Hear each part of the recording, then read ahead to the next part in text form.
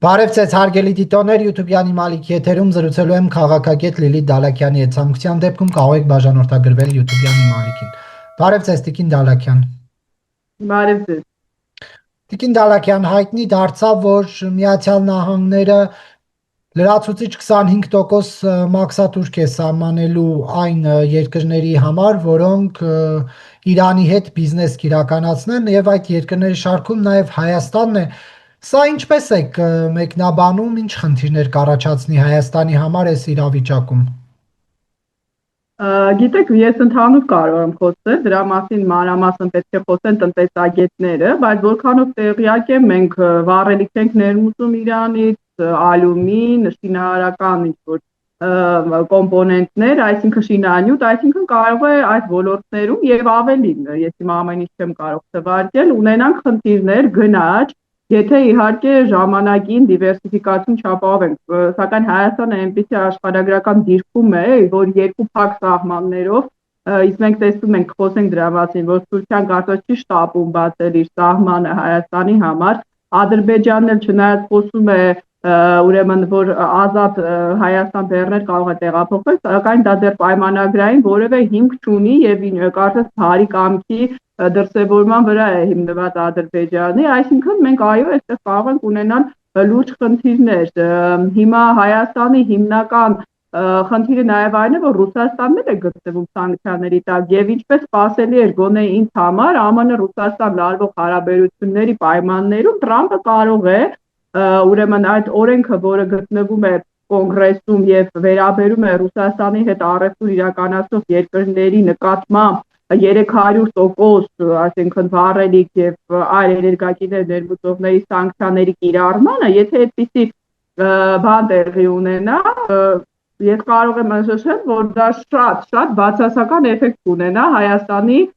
տնտեսության համար։ Այնպես որ մենք պետք է ԱՄՆ-ի հետ մեր շփումների ընթացքում եւ մենք գիտենք, որ այս օրերին ակտիվ շփումներ են տեղի ունենում ԱՄՆ եւ Հայաստանի բարձրաստիճան պաշտոնյաների միջեւ, ԱԳՆ ղեկավարների մակարդակով եւ պետքարտուղարի, մենք անպայման պետք է խոսենք այս մասին, որովհետեւ Հայաստանը տնտեսապես կախված է եւ Ռուսաստանի հետ առևտրից եւ Իրանի եւ այս պայմաններում ունենալով կրկնում եմ փակ սահմաններ, դեռ Եվրամիության անդամ կամ նույնիսկ տեխնատու չլինելով մենք կարող ենք դուրս խնդիրների առջև կանգնել, նույնիսկ դեռ չեմ էլ խոսում Իրանում անկայունությունը եւ դրա հնարավոր հետևանքները, ազդեցությունը միգրացիան Հայաստանի վրա։ Վաշինգտոնում է արտգործնախարար Արարատ Միրզոյանը Ռուբիոյի հետ հանդիպում է լինելու եւ թրիփի վերաբերյալ հայտարարություն, թե կոնկրետ ինչ դեռ պաշտոնական հաղորդագրություն չկա, ինչ կլինի, այդ ինչի մասին կարող է լինել ձեզ հաղորդագրությունը եւ ինչ ազդեցություն կունենա տարածաշրջանի վրա։ Տեսեք, հատկապես Իրան-ԱՄՆ լարվածության ֆոնին իհարկե Իրանում չափազանց նյարդային ձևով են հետևում Հայաստան-ԱՄՆ հարաբերությունների խորացմանը, նրանք մշտապես խոսել են TRIPS նախագծի դեմ, ասելով, որ մենք այդտեղ ունենք մտահոգություններ։ Ինչու եմ ես մշտապես նշում, որ աշխարհիկ Իրանը ավելի ձեռնտու է Հայաստանին, քան մոլաների իշխանությունը, որը չափազանց բացասական է վերաբերում հայ-ամերիկյան այս նոր նախագծին։ Առաջին հենց TRIPS-ից են խոսելու, բարձր որ Ռուսաստանում են բացասաբար վերաբերում, այստեղ ցավոք ռուսական եւ իրանական ռեժիմի կարծիքը TRIPS-ի ուղղությամբ նույնն է, ինչը մեզ միանշանակ ձեռնտու չի, հատկապես եթե հաշվի առնենք Հայաստանում Ռուսաստանի ռազմական ներկայությունը, ակտիվ տնտեսական ներկայությունը, ինչու՞ չէ լրտեսական ցանցը, այն լայն, որը գտնվում է Հայաստանի Հանրապետությունում։ Հայաստանը ես կասեմ շատ փխրուն իրավիճակում է գտնվում։ Նաև չմոռանանք Սիրիայում իրավիճակը լարվում է, որքանով էլ այնտեղ նվազել է հայկական համայնքը, բայց մենք կարող ենք միգրացիոն ուրեմն կրիզիս ճգնաժամ ունենալ նաև Սիրիայից։ Ես վստահ եմ, որ խոսելու են TRIPS-ից, բայց միևնույն ժամանակ կարծում եմ հաշվի առնելով այս մեր նշած ռիսկերը, հայկական կողմը պիտի ամեն ինչ անի, որ Հայաստանին ավելի փափուկ, այսպես նշեմ, պայմաններով ուրեմն այս սանկցիաները կարողանանք մենք շրջանցել, օրինակ Հունգարիան, Օրբանը, երբ հանդիպեց Տրամպի հետ, Տրամպը թույլատրեց, որպեսզի նա շարունակի Ռուսաստանից գնել էներգակիրներ, այսինքն որոշ երկրների համար ԱՄՆ-ն կատարում է այսպես բացառություններ։ Հայաստանը հայկական կողմը պիտի բացատրի, որ ի տարբերություն Հունգարիայի, որը որևէ խնդիր չունի եվրոպական շուկա ինտեգրվելուն, ուղղակի ցանկանում է էժան նավթ եւ գազ ներկայ Ռուսաստանից, մենք գտնվում ենք չափազանց ծանր իրավիճակում։ Հատկապես պետքարտուղար Ռուբիոն, որը մշտապես դրական է ուրեմն տրամադրված, տեսնում ենք նրա հայտարարությունները Հայաստանի հանդեպ, մեծ այստեղ աջակցություն կարող է մեծ ցուցաբերել եւ Հայաստանին գոնե ժամանակ տրամադրվի այս տնտեսական դիվերսիֆիկացիայի համար։ Սա շատ կարևոր խնդիր է։ Տիկին Դալաքյան, Միրզոյան Ռուբիո հանդիպումը Ռուսաստանից հնչող հայտարարությունների ֆոնին կարող է ինչ-որ բան փոխել։ Մինչ այս հայտնի էր, որ ռուսական կողմը նշում էր, որ երկաթգիծ իրենց կառավարման ներքո է, իրենք եւս մասնակցություն պետք է ունենան TRIP-ին, նշում էին, որ երկարությամբ այդ ուղու իրենց զորքերն են, սահմանապաներն են կանգնած, կարող է դա կանխել ռուսական ներգրավվածությունը, թե ոչ։ Տեսեք, Ռուսաստանը ինչու է ցանկանում ներգրավել։ Եթե Նիկոլ Փաշինյանը մշտապես ինչ է ասում, ասում է այո, թող գան, բոլորը անցնեն, առևտուր անեն, բայց սա աշխարհաքաղաքական այն ուրեմն ցանկությունը չի, որ ունի Ռուսաստանը։ Ռուսաստանը չի ուզում, որ TRIP-ը բացի, որովհետև TRIP-ը դա այսպես կոչված միջին միջանցքի մաս է, որի գլխավոր նպատակը Ռուսաստանի շրջանցելն է, որի հիմնական պատճառը ռուս-ուկրաինական սկսված պատերազմն է, լոգիստիկ նոր ճանապարհների կարևորությունը եւ ԱՄՆ-ի համար եւ Եվրոպայի, Միջին Ասիայի երկրներից եկող։ Այսինքն այստեղ Ռուսաստանը ոչ թե առևտուր անելու խնդիր ունի եւ մենք ճանապարհ ենք տրամադրում, այլ Ռուսաստանը խնդիր ունի թույլ չտալ, որպեսզի այս ճանապարհները ապա շրջափակվեն կամ որպեսզի վերահսկողությունը չլինի Ռուսաստանի ձեռքում։ Մենք գիտենք նոյեմբերի 9-ի Նյու Յորք կետը հենց դրա մասին է։ Իսկ Ռուսաստանը ինչ քայլերի կարող է գնալ։ Գուցե հիմա հնչի տարօրինակ, որ այո, Ռուսաստանը չի հարձակվի Հայաստանի վրա, գոնե մենք այդպես ենք մտածում։ 102-րդ ռազմաբազան, որ ասում են կարող է օգտագործել, այսինքն 5000 հոգուն ինչպես կարող է օգտագործել, Հայաստանը կարող է կանխել ինչ-որ քայլեր։ Խոսքը եւի հիբրիդ հարձակումների մասին է, սաբոտաժների, այսինքն երկաթուղան հատվածը, որը վերահսկում է Ռուսաստանը, դրա մասին իդեպ շատ է խոսվել, Փաշինյանն էլ ակնարկեց, որ եթե այսպես չկառուցվի այն անհրաժեշտ հատվածը երկաթուղու, որը անհրաժեշտ է Հայաստանի լոգիստիկ ճանապարհների բացման համար, այդտեղ բարեփոխումներ չլինեն, մենք ստիպված կլինենք վերցնել երկաթուղին, այսպես է միտքը ռուսական կողմի ձեռքից, արդյոք Ռուսաստանը դրան կհամաձայնվի հոժար կամքով, դա շատ բարդ խնդիր է լինելու։ Դրա համար ես կարծում եմ Ռուսաստանի կողմից անվտանգային ռիսկերի նվազեցման միակ պայմանը ամերիկյան կողմի ներկայությունն է։ Վստահ եմ Հայաստանում դա բոլորն են հասկանում, բայց թե ինչ ներկայություն դա կլինի, սիմվոլիկ չէ, անվտանգային, դրա անունը կլինեն դիտորդներ, թե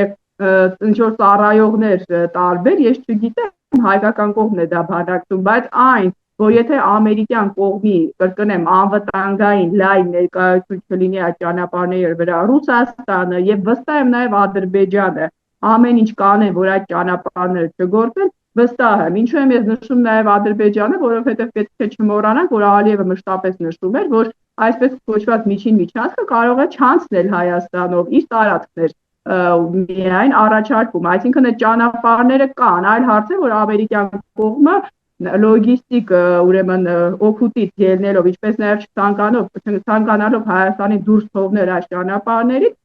Հայաստանին է ներգրավել։ Այսինքն Ռուսաստանը եւ Ադրբեջանը ինչ որ պահի, այո, կարող են այստեղ սաբոտաժի ենթարկել այս ենթակառուցվածքների գործունեությունը։ Էլ չասած Նարեկ ջան, որ դեռ սահմանազատում պետք է այդտեղ լինի։ Մենք դեռ շատ դուրս խնդիրներ ունենք այդ հատվածում։ Պետք է կանխել համապատասխան ուրեմն ծառայողները, պետք է լինեն սահմանազատման աշխատանքներ հենց կոնկրետ այս հատվածներում, որպեսզի որևէ հետագայում խնդիր չլինի եւ Ռուսաստանն չասի, որ այս տարածքները սահմանազատված չեն։ Եվ հարձակումների հետ կապված քննարկվեց ռուս հաղորդավար, ավելի ճիշտ Կրեմլի քարոզիչ ընկալվող Վլադիմիր Սոլովյովի հայտարարությունը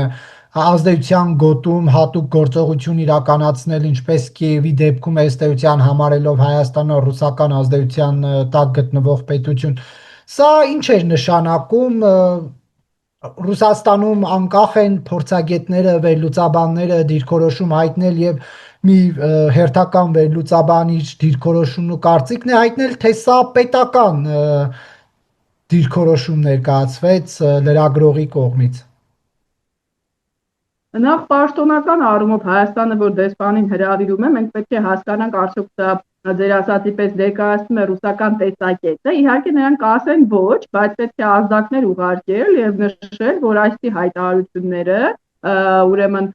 խանգարում են եւ խաթարում են հայ-ռուսական, ճակերտավոր իհարկե, բայց դե Լավրովը միշտ դրա մասին է խոսում, բարեկամական հարաբերություններ, այսինքն հայկական կողմը պիտի նշի, որ սա բարեկամական քայլ չի կարող համարվել Ռուսաստանի կողմից եւ պահանջի բացատրություն։ Թող գոնե սիմվոլիկ ձևական մակարդակով հրաժարվեն Սոլովյովի հետ իրենց առնչությունից։ Իսկ այն, որ Սոլովյովը հենց այնպես որևէ բան չի խոսում, դրա համար էլ նա հայտնվում է ռուսական պետական հեռուստաալիքներում, դրանում բոլորս վստահ ենք։ Ուղղակի ռուսական կողմը փորձում է վախեցնել Հայաստանին։ Ես միշտ նշել եմ, որ Ռուսաստանը առավել վտանգավոր է եւ թուլանում է։ Այսօր որևէ մեկը չի կարող հերքել, որ ռուսական ազդեցությունը նվազում է։ Մենք տեսանք գործողություններ Վենեսուելայում, Իրանում են, հիմա նույնպիսի ուրեմն կարծես իրավիճակ, իհարկե ավելի բարդ հանգուցալուց, բայց ռուսական դիրքերի դեմ։ Սիրիայում ես վստահ եմ եւ Լիբիայում նույնպիսի գործողություններ են սպասվում, խոսեց Տրամպը, որ նաև Նիգերիայի ուղղությամբ կարող են կատարվել Վագները այնտեղ ներգրավվածություն ունի, Նիգերում էլ ունի, այսինքն սա ազդեցության գոտիների հաշվման գործընթաց է։ Էլ չասած, որ Միջին Ասիայի մասին էլ Սոլովյովը ըստեյության խոսեց, Միջին Ասիան էլ կարող դուրս գալ Ռուսաստանի ազդեցության տակից, էլ չասած, որ Չինաստանը արդեն այնտեղ լուրջ ազդեցություն ունի։ Այսինքն Ռուսաստանը նյարդային է, Ռուսաստանը գիտի, որ նա չի կարող պայքարել ԱՄՆ դեմ։ Դրա համար նա փորձում է վախեցնել Հայաստանին, չի խոսում ԱՄՆ-ի մասին, ուշադրություն դարձեք, նա խոսում է Հայաստանին վախեցնելու մասին։ Հայկական կողմն էլ հասկանում եք, մենք բոլորս հիմա շատ ենք ցանկանում ասել համապատասխան ներողություն հասցեով ուղարկել եւ ասել եկեք ձեր բազաները հանեք եւ էլ այստեղ չգրաք։ Ես հասկանում եմ, ժողովուրդը շատ հաճախ ասում է ինչու չենք կտրուկ գործողությունների գնում, բայց Ռուսաստանը այսօր իր կներեք իհարկե արյունոտ երախը եւ վիրավորված բացած է եւ Հայաստանը պիտի ունենա հստակ երաշխիքներ եւ տնտեսական եւ անվտանգային, որպեսզի չունենա այնպիսի սցենար, որ Վրաստանի նման ինչ-որ գործողությունների գնա եւ հետո ռուսական հարձակման ժամանակ հարձակում նկատի չունեմ համակարգային գործողության, իրենց այդ SVO, ինչպես Սոլովյովն է ասում, մենք չլինենք միայնակ։ Հայաստանի հիմնական խնդիրը ունենալ ձեռքբերել դաշնակիցներ։ Իսկ այսօրվա բազմավեբեր աշխարհը, որտեղ Ռուսաստանը outsider-ը կարգավիճակում է եւ համարվում է ագրեսոր պետություն հիմնականում աշխարհի կողմից, մենք կարող ենք ունենալ այդ դաշնակիցները։ Սոլովյովը ինչ էր ուզում ասել այդ հայտարարությամբ, եթե օրինակ գործնականում Ռուսաստանը ուժ չի կիրառելու Հայաստանի նկատմամբ, բայց դա ինչ որ նախազգուշացում էր, հայ ենթադրում, եւ ինչ էր դրանով ուզում Մոսկվան հասկացնել Երևանին։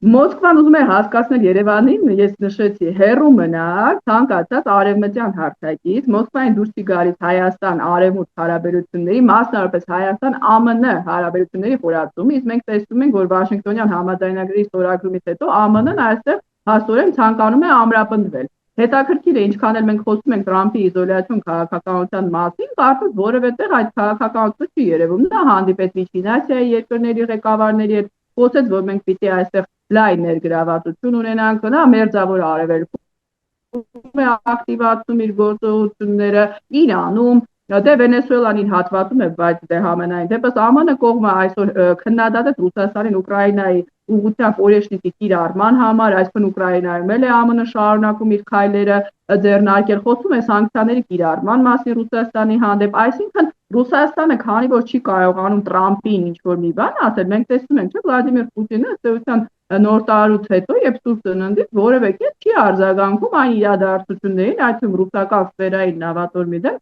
որոնք կատարվում են, որովհետև նա չի ցանկանում կորցնել Տրամփի հետ իր հարաբերությունները, չնայած Տրամփը գնում է կտրուկ քայլերի։ Եվ որպեսզի չասի, որ իրենք դեմ են ամերիկյան ներկայությանը հարավային Կովկասում, փորձում են վախեցնել հարավային Կովկասի երկրներին։ Իդեպ Ռուսաստանը դա արեց Ադրբեջանի ուղղությամբ, մենք հիշում ենք, բայց Ալիևը պատասխանեց եւ հիշում ենք Պուտինի արդեն հետ քայլերը, ներողությունը, ազդեցության գործակալի հանձնումը։ Մյուս կողմից Պուտինը լավ գիտի, որ Ալիևը իհարկե կցանկանա իր հետ կիսել տարածաշրջան շրջանը։ Վրաստանը Իվանիշվիլին դեռ իրեն ռուսամետ կարգավիճակում է դրսևորում, մնում է Հայաստանը, որը կարծես փորձում է եւ Եվրամիության եւ ԱՄՆ-ի հետ խորացնել հարաբերությունները եւ պարզ է, որ ռուսական կողմը ցանկանում է հայկական կողմին վախեցնել, չտալով ԱՄՆ նախագահի անունը, բայց հասկացնելով, որ տարածաշրջանում ԱՄՆ ներկայությունը մեր շահերից չի բխում եւ մենք ամեն ինչ կանենք, որ դա չլինի։ Արդյոք հայկական կողմը պատրաստ է, արդյոք ինչ ռիսկեր կան, դա արդեն այլ է ստեղծագործության թեմա է։ Եվ Հայաստանի արձագանքը համարժեք էր դեսպանին Կոպիրկինին կանչել եւ բողոքի նոտա հղել ԱԳՆ-ի մակարդակով, դա ըստ էության տեղին էր, թե կարելի էր ավելի կոշտ ձևով պատասխանել եւ ընդհանրապես բացի իշխանական շրջանակներից մյուսների արձագանքը քաղաքական ուժերի ինչպես կգնահատեք։ Որքանով տեղյակ եմ, ընդդիմությունը կամ չի արձագանքել, ասենք ընդդիմադիրներից, կամ էլ նշել են, որ ես տեսա մի քանի այսպես Facebook-յան գրառում, որ Ադրբեջանը ինչ ասես ասում է, Թուրքիան ինչ ասես ասում է, չեք պատասխանում այս ոգով։ Նախ Ադրբեջանը եւ Թուրքիան գոնե ինձ համար ոչ դաշնակից են, ոչ էլ բարեկամ, եւ թշնամուց է ստում այդ խոսակցություն, դա այդքան նորություն չի քեզ համար ռազմավարական դաշնակցի կողմից այսի հայտարարությունը չի ընկալվում։ Մյուս կողմից ես իշխանության մաս չեմ կազմում, ես երբևիցե չեմ նշել, որ իմ կարծիքով խաղաղություն է եկել եւ Ադրբեջանը այլևս մեր խաղաղասեր հարևանն է։ Ես իմ տեսակետը արտահայտել եմ այդ հարցով։ Ինչ վերաբերում է իշխանություններին, միանշանակ ես չեմ կարծում, որ ռոպագանդիստին պետք է պատասխանել առաջին դեմքի մակարդակով։ Այո, ԱԳՆ կանչել է, հուսով եմ նոտայի մեջ նշել է, որ պահանջում է հաստատել արդյոք դա Ռուսաստանի պաշտոնական դիրքորոշումն է թե ոչ, այդպես պիտի լինի։ Հայաստանը պիտի պահանջի բացատրություն տալ, արդյոք դա Ռուսաստանի պաշտոնական դիրքորոշումն է, թե Սոլովյովը խոսում է որպես անհատ անձնավորություն։ Իհարկե մենք գիտենք, որ դա Ռուսաստանի պաշտոնական դիրքորոշումն է, բայց հայկական կողմը պիտի այնպես անի, որ Ռուսաստանը այսպես ասած իրեն հերու պահի Սոլովյովից եւ հասկացնի, որ նա անձ է, ինչ ուզում խոսում է։ Բայց ինձ համար կարևոր է ոչ թե հռետորական մակարդակով մեր պատասխանը, այլ արդյոք հայկական կողմը հասկանում է եւ գիտակցում է, թե ինչ ռիսկեր կարող են լինել ռուսական կողմից եւ արդյոք մենք պատրաստ ենք ուրեմն այդ ռիսկերին, ես չեմ ասում 100%-ով Հայաստանը փոքր երկիր է, մեծ կախվածություն ունի Ռուսաստանից, ուրեմն այդ ռիսկերին դիմագրավելու համար։ Եվ այս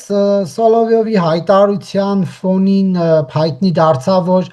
հայ-թուրքական սահմանի ախուրիկ անցակետից ռուս սահմանապահներն են դուրս գալիս։ Կապ տեսնում եք նախ, թե ոչ եւ ընդհանուր այս տեղեկությունը ինչ է նշանակում։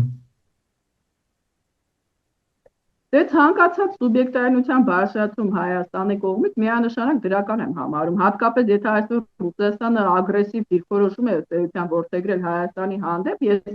չեմ կարծում, որ Ռուսաստանը այն դաշնակիցն է, որը պետք է վերահսկի մեր սահմանները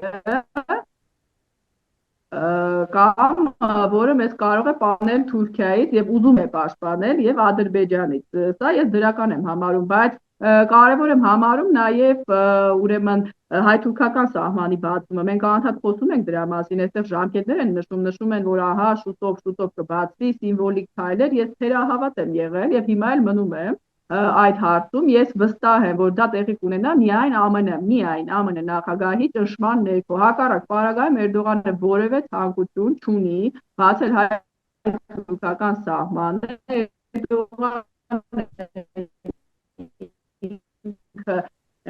ազգայնական հարաբերություններ, եթե չլինի ԱՄՆ ճնշումը նրա նկատմամբ Վլադիմիր Պուտինի դեմ քայլ նա չի կատարի, իսկ հայ-թուրքական սահմանի բացումը եւ հատկապես ռուսների ներկայության նվազումը այդտեղ բացարձակապես չի բխում Պուտինի շահերից։ Եվ Ռուսաստանը հեշտությամբ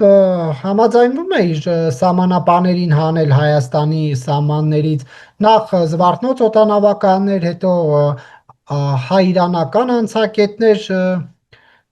ինչու է Ռուսաստանը հեշտությամբ, այսպես ասած, զենքերը վայր դնում։ Իհարկե լավ է, որ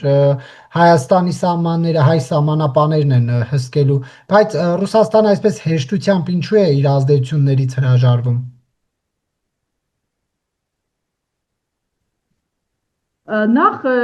Ռուսաստանը ինչ պիտի ասի, այսինքն հռետորական մակարդակով Հայաստանը ասում է շնորհակալություն, ըստ պայմանագրի դուք վերահսկում եք սահմանները այնքան ժամանակ, քանի դեռ մենք ի վիճակի չենք, ես այսպես պարզ կենցաղային եմ ասում, հիմա մենք ի վիճակի ենք, շնորհակալ ենք ցտեսություն, այսինքն հայկական կողմը խորամանկ է գործում, ագրեսիվ ինչ որ հայտարարություններ չի անում, չի ասում դուք թշնամի եք, հեռացեք եւ այլն, եւ Ռուսաստանը, որը իհարկե միջազգային իրավունքը չի հարգում, բայց իր դաշնակցի հետ կապված ոչի ասի, չէ, ես չեմ հեռանում, պետք է ստիպված մնամ այդտեղ։ Այսինքն սա չի դիտվի նորմալ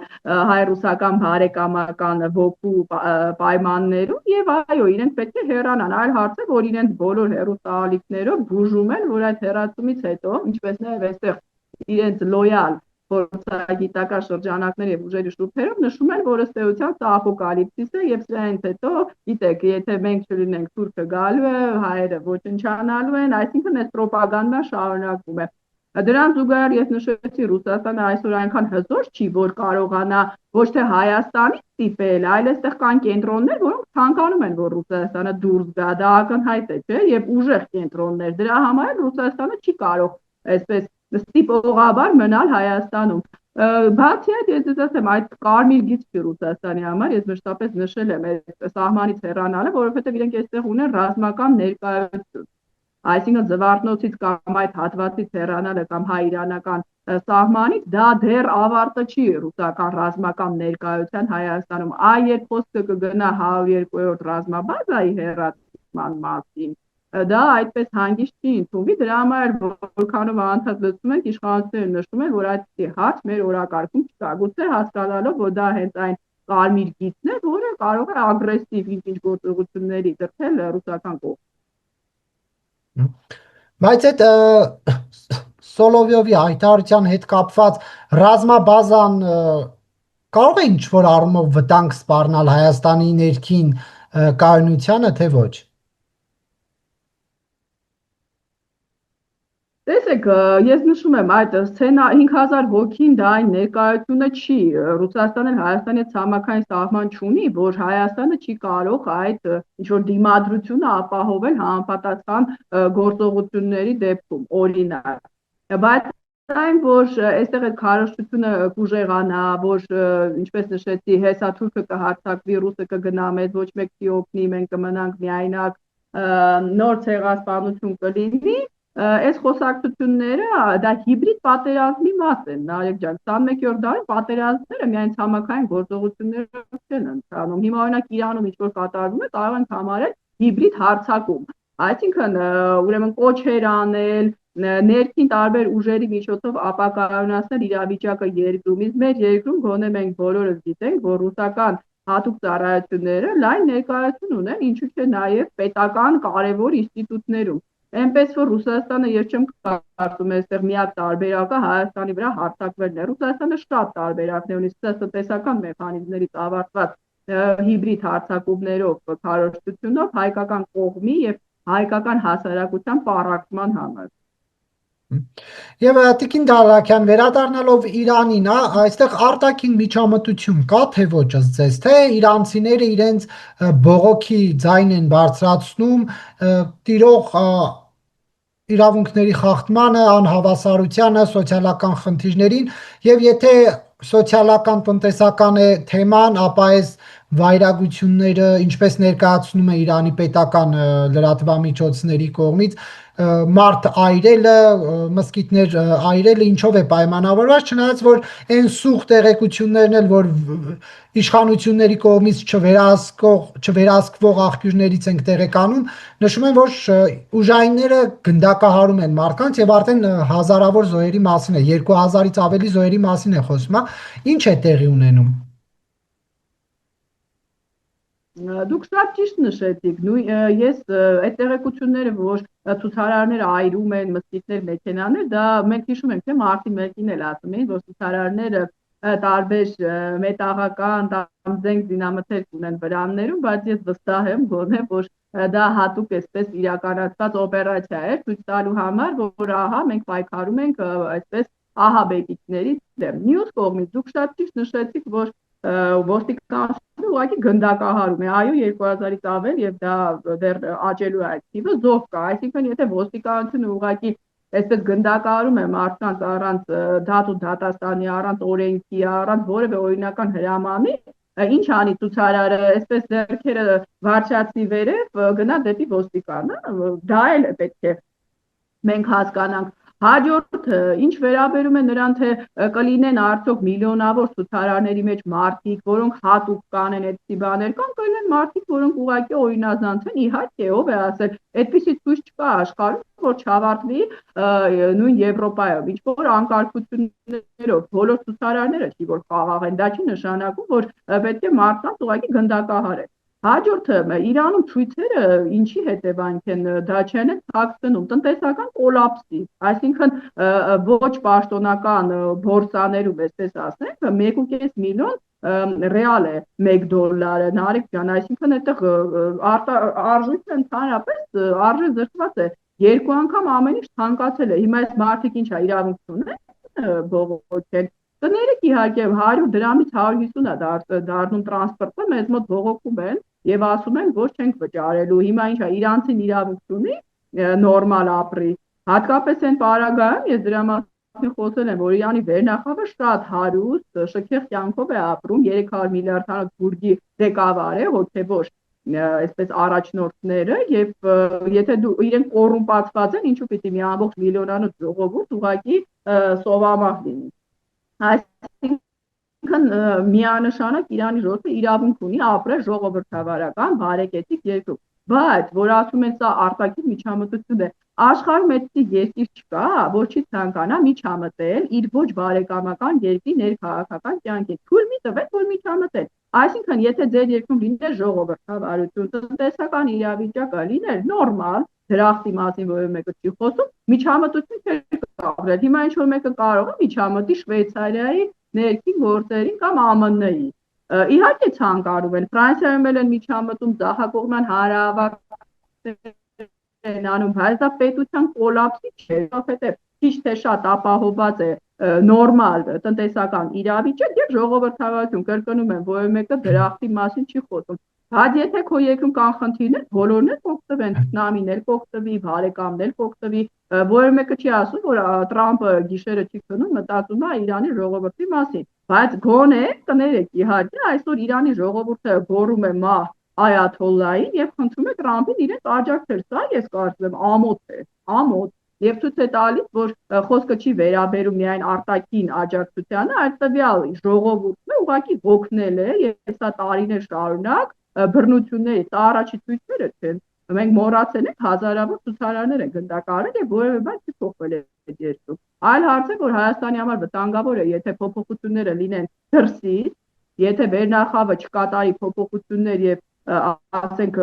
այաթոլլան սպանվի օրինակ Իսրայելի ինչ-որ գործողության հետևանքով կամ մասնատումներ տեղ ունենան քրդական, բելուջիների, ադրբեջանցիների շրջանում, սա շատ բացասական կլինի։ Ես մշտապես նշում եմ, հուսով եմ Իրանում ընդդիմադիրները, դա Ռոհանին է վերաբերում, Խաթամին է վերաբերում, ռեֆորմիստներին եւ այսօրվա նախագահ կգիտակցեն պահի լրջությունը, Զարիֆը եւ կփորձեն փոփոխությունների գնալ առանց այս մասնատման սցենարի, իդեպ ԱՄՆ նախագահը ասաց, որ Իրանը պատրաստ է բանակցությունների, հիմա տեսնենք դա ուղղակի հայտարարություն է ժամանակ ձգելու համար, թե իրական քայլ է։ Եվ Տիկին Դալակյան, այս պայդրությամբ հայտնի է, որ ավարտվել է արտգործնախարարների հանդիպումը Վաշինգտոնում պետքարտուղարի եւ արտգործնախարարի եւ նշվում է, որ թրիփի կենսագործման շրջանակի վերաբերյալ համատեղ հայտարարություն կլինի, այսինքն գործնական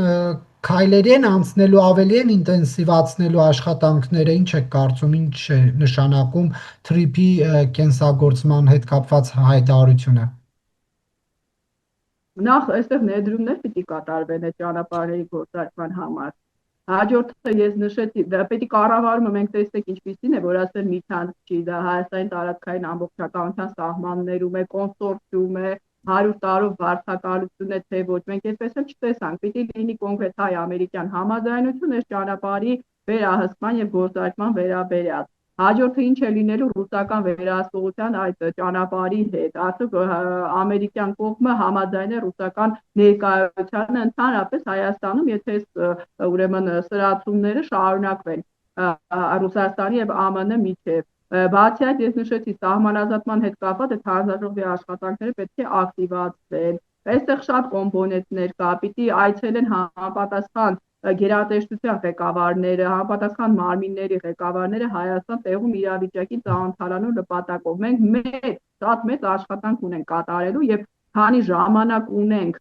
քանի դեռ Տրամպի ուշադրությունը սևեռված է այստեղ, քանի դեռ ներքաղաքական իրավիճակը նոյեմբեր ամսին չի մոտեցել եւ Տրամպը չի սկսել զբաղվել իր ներքին լուրջ, մենք տեսնում ենք ԱՄՆ-ում էլ կան լուրջ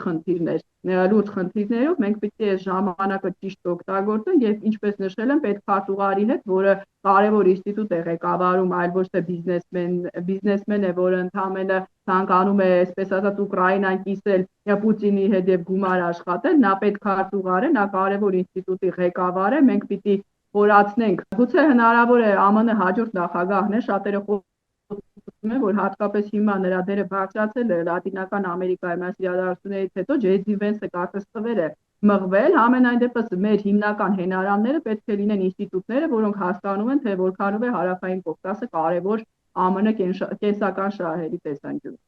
Վերջում Նարեկ ջան, իհարկե սա չի մտնում մեր հարցազրույցների շրջանակի մեջ եւ ես մեր ունկնդիրներին չեմ ուզում ծանրաբեռնել, սակայն իմ միակ տարբերակը կոռուպցիայի կանխարգելման հանձնաժողովի հասցեագրել իմ դիմումը եւ 3 ամիս անց ստանալ օրինական պատշաճ կերպով ինձ հասանելիք պատասխանը, որը անհրաժեշտ է իմ շահերի պաշտպանության տեսանկյունից եւ նշել եմ, որ ես իմ եթերներում միշտ խոսելու եմ դրա մասին, քանի դեռ չեմ ստացել այն անհրաժեշտ, կրկնում եմ, օրենքով ինձ հասնող հաստատուկը, որը կոռուպցիայի կանխարգելման հանձնաժողովը 4 ամիս է չի կարողանում ինձ տրամադրել։ Շնորհակալ եմ, որ այդ ժամանակը հասանելի տրամադրեցիք, որպեսզի ես իմ խոսքը հղեմ այդ մարմնին։ Խոսք ինչի մասին է։ Դա ես այս պայն չեմ կարող բարձրաձայնել, բայց իմ օրինական ներկայացուցիչը դրանց նոյեմբեր ամսին դիմել է տեղեկության տրամադրելու նպատակով, նրանք 10-օրյա աշխատանքային ժամկետում պետք է հայտարարագրի հետ կապված ինձ տրամադրեին տեղեկություններ։ Հիմա հունվար ամիսը շուտով կավարտվի, բայց ես որևէ տեղեկություն չեմ ստացել, ինչը կրկնում եմ անհրաժեշտ է իմ իրավունքների պաշտպանության նպատակով։ Շնորհակալություն Տիկին Դալաքյան։